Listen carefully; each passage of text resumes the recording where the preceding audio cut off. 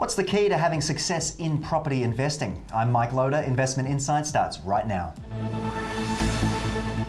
Hello everyone and welcome back to Investment Insights, presented by the team at The Investor's Way, where each episode we provide informative interviews about wealth creation alongside practical tips of how you can master your money. Today we'll be discussing the role that investing in property plays when it comes to building your wealth. And joining me as always is my co-host Andrew Woodward from The Investor's Way. Andrew, property, it's a hot topic. Good to see you as always.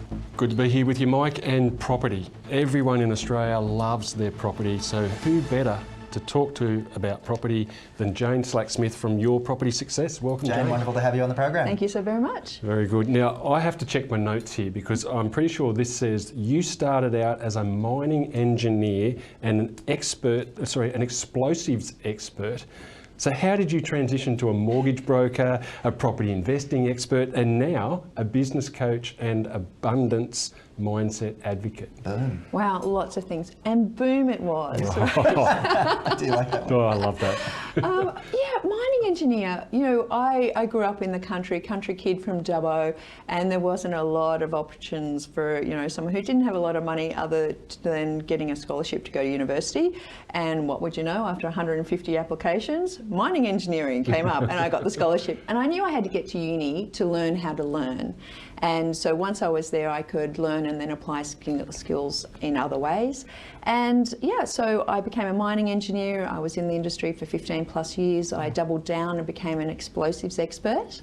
And I took that risk assessment that I was doing every single day in, you know, assessing whether someone's going to lose a hand or something if I put too much explosives in a hole, into property investing. So essentially I thought, well, what is the likelihood of something going wrong and what's the consequence? And if it was so large, how can I minimise that? If I can't minimise it, I don't invest. So I kind of took that risk assessment approach that I had in that skill set, which a lot of property investors do. You know, we have skills in other areas, and I applied that to the property industry. And I then put my engineering hat on. I looked at the 16,565 suburbs in Australia, did a 20-year back kind of check and went, which ones outperform the others? How can I minimise my risk with my little $25,000 that I was going to invest? And looked at what were the characteristics of success. And that's how I started investing. And so let's talk about the characteristics, that tough word to get out, of success, particularly when it comes to property investing. What are they? What do you see them as? Well, it's interesting because, you know, I created with my husband a very successful portfolio and thought, my gosh, this gives us freedom of choice. You know, how can I then help my friends and family do this? Yeah. And so I started telling them about, look, there's a way to invest in property. You need to have an understanding of the research and why you're doing what you're doing. And, you know, I kind of helped them create multi-million-dollar property portfolios. Started the mortgage business because I thought I needed more friends. I need to spread the word. But what I have found over the years, and you know, it's been 20 plus years of educating people in the success of, you know, this abundance of financial security, is that you have to have a very clear vision. You need to know why you're doing it.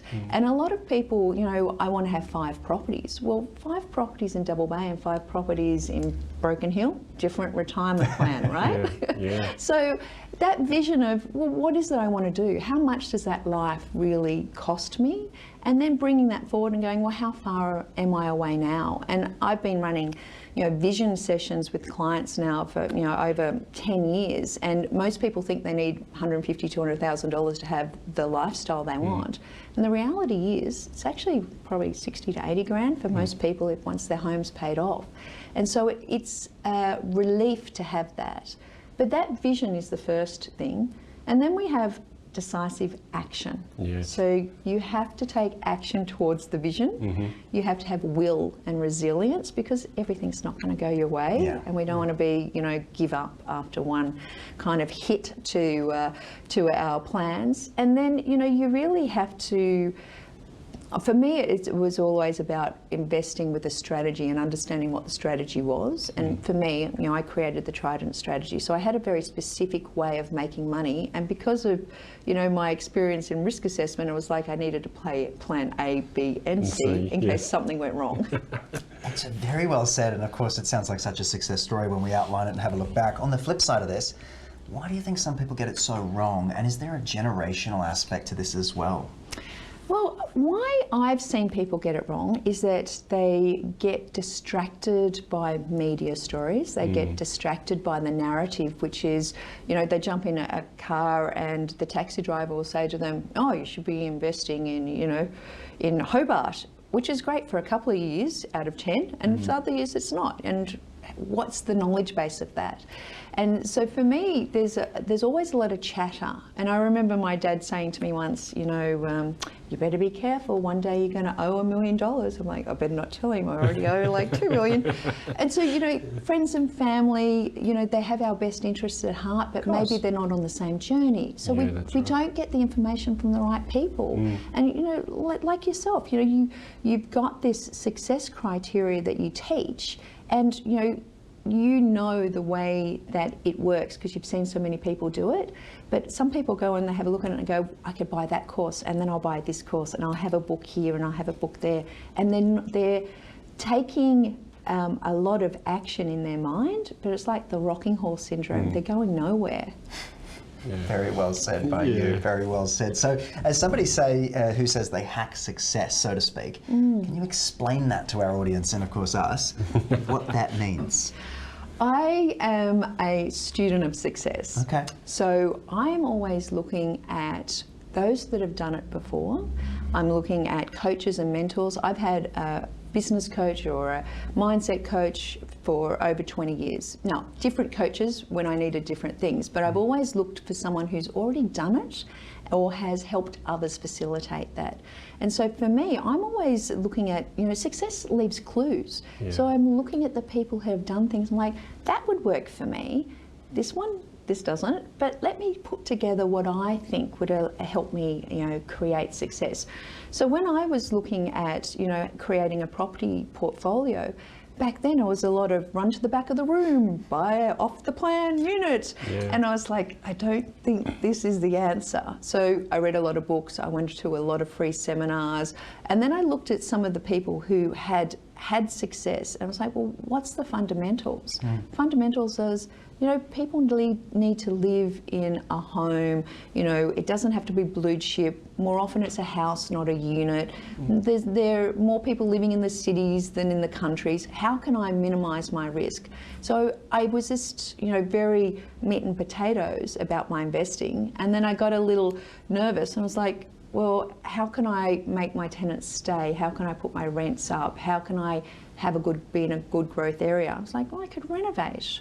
So renovation became part of my strategy as well. So for me to hack success, it was really around being very mindful of the fact that, you know, I wasn't the first person to be a property investor. Yeah, that's right. Let's see who's been successful and let's learn from them, take some of their lessons of what they got wrong. And I often would go to these seminars and I'd write down on one side of the page the things they did right, and the other side of the page, the things they said, you know, I lost it all. I'm like, tell me about that. I really want to know about that because I don't want to do that. So when I started investing, I had a list of things that people did wrong as well as what they did right.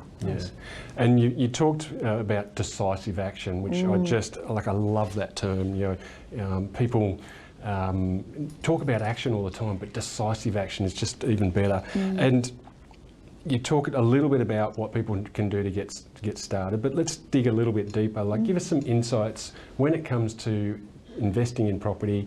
Where should people start? Look, I really think it starts with getting an idea of where the information's coming from. So I used to read, you know, a lot of the newspaper articles, listen to journalists, you know, look at the property magazines, and it seemed to me after a while that everyone actually had something behind what they were representing. So I thought, well, why don't we just go to the source? Let me go and look at the census data. That's what everyone, you know, is referencing. Why don't I see how they are putting their filters on top of that? And so I got to the census data and I was like, this is amazing. They actually have maps and census that show me where the renters live in every single suburb. Why don't I just look at where the renters are, where they want to rent, and buy an investment property there, minimise my risk by actually buying the typical property that they want, 3 bedrooms, 600 square metre, whatever it is for that suburb, and look at a suburb that has the opportunity to grow up in value.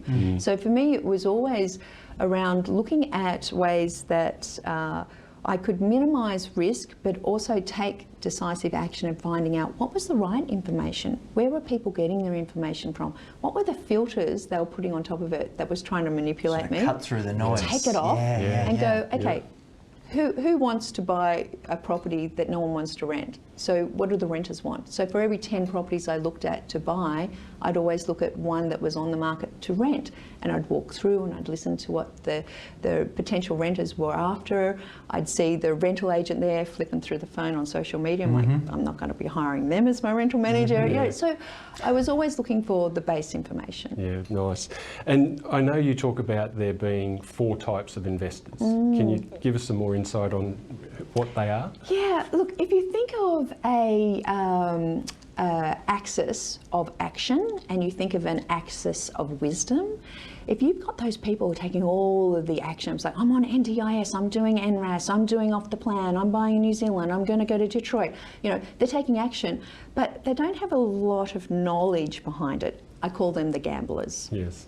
And then we've got these beautiful people we all love because, you know, they're doing all of the courses, they've got all of this knowledge, you know, you turn up and they're like, oh, I can tell you where to go to get this information, but they never take action. And they're our dreamers. And then we have the cynics, no action, no information, they're just going to like throw pellets at you all the time. And then we have the achievers, and they're people who take the decisive action towards the vision that they've actually created, and then the strategy that's going to get them there, and they take in that decisive action. They have wisdom, research, usually they have a coach or a mentor that helps them who has done it before, and they're the people I like working Interesting stuff. Definitely some things to do some research into. Jane, I want to thank you for joining us here on the program today and outlining your success story and of course how others can follow suit. with. Thank you.